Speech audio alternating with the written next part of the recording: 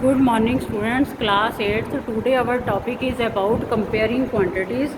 In mathematics, to compare means to examine the difference between the numbers, quantities or values to decide if it is greater than, smaller than or equal to another quantity. Quantities को जब आप compare करते हो, to compare two quantities their unit must be same. इसकी first condition क्या है? जो उनका यूनिट होता है वो इक्वालिटी में होना चाहिए. Two ratios can be compared by converting them into like fractions. अगर आपको मान लो आपने टाइम का कंपेयर डे के साथ करना है, तो कोई भी आपको दो यूनिट्स दिए हुए हैं, वन यूनिट आपको टाइम में दिया हुआ है, सेकंड आपको डेज़ में दिया है. तो सबसे पहले क्या करोगे, जो डेज़ में दिया हुआ यूनिट है उसको आप टाइम में कन्वर्ट करोगे. मान लो कि अगर आपको कहा जाए कि 12 आवर्स का आपने 2 डेज़ के साथ कंपेयर करना है, रेशो फाइंड आउट करनी है, तो आप क्या करोगे, 2 डेज़ को पहले आप टाइम में आवर्स में कन्वर्ट करोगे, multiply with 24. 1 day equal to 24 hours. तो पहले आपका मेन कंडीशन क्या है क्वांटिटीज़ को कंपेयर करने का, कि जो उसका यूनिट है वो सेम होना चाहिए.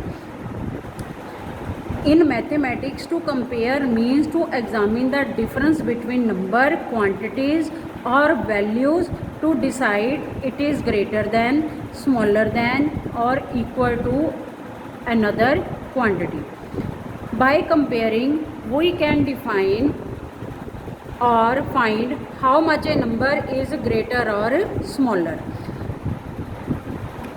यहाँ पर हमने एक एग्जांपल ली है, जैसे speed of cycle, exercise 8.1 question number first part दिया हुआ है. उसने speed of question number first का फर्स्ट पार्ट है जो, उसमें हम स्पीड ऑफ साइकिल दी हुई है 15 kilometre per hour, speed of scooter दी हुई है 30 किलोमीटर पर आवर. इसका जो यूनिट है वो देखो सेम है, तो हम इसकी रेशो कैसे फाइंड आउट करेंगे? Speed of cycle divided by speed of scooter.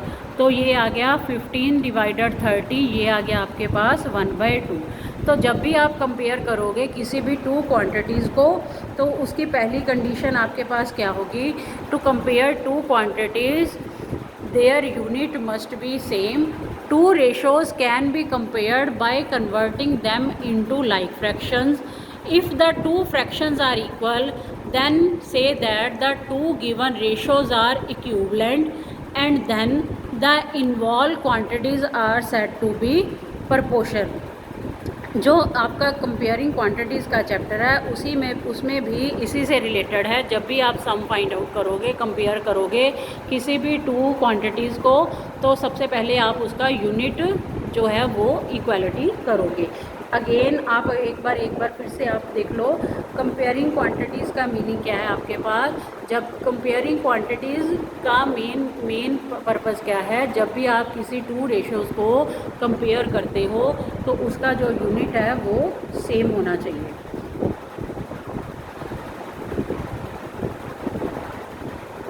To compare means to